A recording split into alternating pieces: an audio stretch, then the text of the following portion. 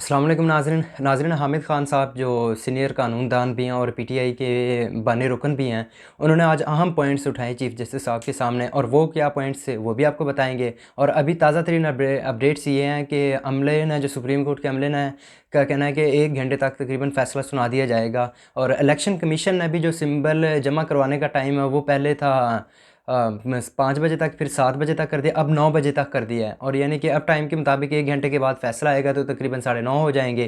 खैर देखते हैं फ़ैसला क्या आता है, उस पर ज़्यादा चांसेस तो हैं अभी मिल जाए बैट का सिंबल पीटीआई को। लेकिन जो हामिद खान साहब ने अहम पॉइंट उठाए ना, उन्होंने कहा कि जो इलेक्शन कमीशन है वो उनका पीटीआई के साथ जो इम्तियाज़ी सलूक है उसकी वजह क्या, उसकी वजह ये है कि एएनपी को तो सिंबल अलॉट कर दी गई है और उनको कहा भी गया है कि आप इंट्रा पार्टी इलेक्शन दोबारा कराएं, जुर्माना कर दिया गया है। पीटीआई से सिंबल वापस ले लिया गया है, ये क्या तरीकाकार है। उनका कहना था कि पीटीआई के इंट्रा पार्टी इलेक्शन तो ठीक हुए हैं लेकिन सिंबल वापस ले लिया गया है। तो आज इस पे भी काफ़ी बहस हुई है और काजी साहब ने कहा चीफ जस्टिस ऑफ पाकिस्तान की आप उनकी दरख्वास्त हमारे सामने नहीं है, वो ले आएँ।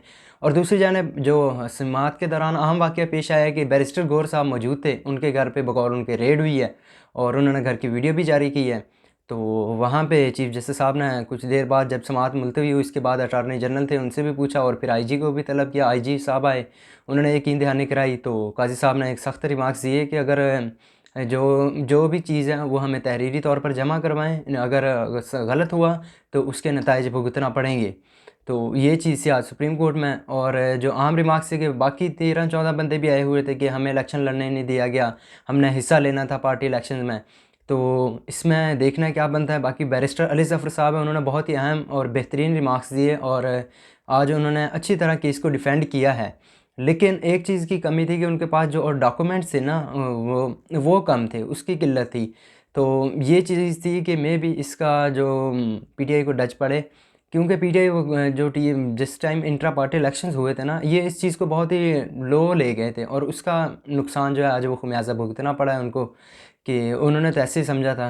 बाकी देखते हैं, अभी फ़ैसला महफूज है, जितनी डिटेल्स आएंगी आपके साथ वो भी शेयर करेंगे। अभी तक जो आई हैं डिटेल्स हमने आपके साथ शेयर की हैं और देखते हैं अब क्या बनता है। कल से इसकी रेगुलरली समाअत हो रही है, आज भी तकरीबन सारा दिन दो वक्फों के साथ समाअत जारी रही है, तकरीबन 9 घंटे। तो अब देखते हैं क्या बनता है। बाकी जितनी भी डिटेल्स आएंगी हम आपके साथ शेयर करेंगे। अभी के लिए इतना ही, अल्लाह हाफ़िज़।